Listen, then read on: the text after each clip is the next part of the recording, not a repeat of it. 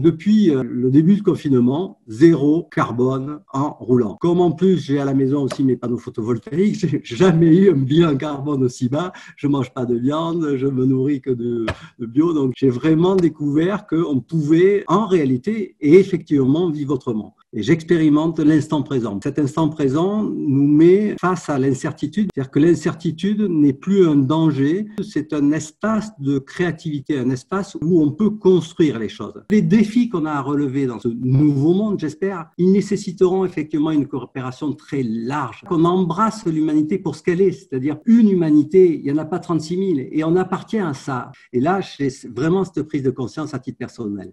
J'ai profité, par exemple, d'avoir un tout petit peu plus de temps pour me lancer dans une formation bilan carbone qui est pas tout à fait mon métier, mais qui est complémentaire à mon métier. Et c'est intéressant d'abord que je le fasse pour mon entreprise, mais que j'aide les entreprises clientes à aussi approcher cette nécessité de réduire notre bilan carbone collectif. Je travaille, moi, à titre de recherche personnelle sur la comptabilité écosystémique, par exemple, qu'on retrouve dans l'économie sociale et solidaire, qu'on retrouve dans tous les systèmes. Et je pense qu'on a des choses à inventer. Donc ça, sur le plan professionnel, je les mettrai en pratique assez rapidement.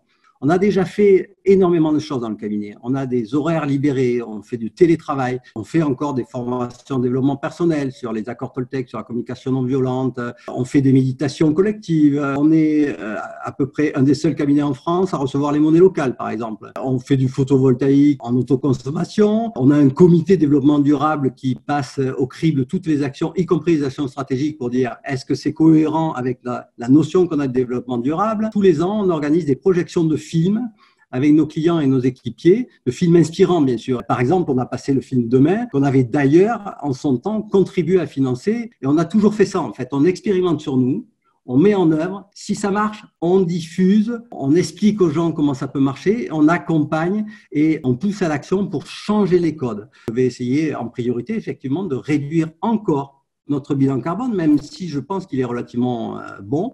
Donc, je vais changer mon mode de fonctionnement pour encore aller vers davantage d'exemplarité quelque part. Mais non, on n'est pas seul finalement. On n'est pas seul et si on se regroupe pour penser ensemble et pour agir ensemble, on sera vachement plus efficace quand même.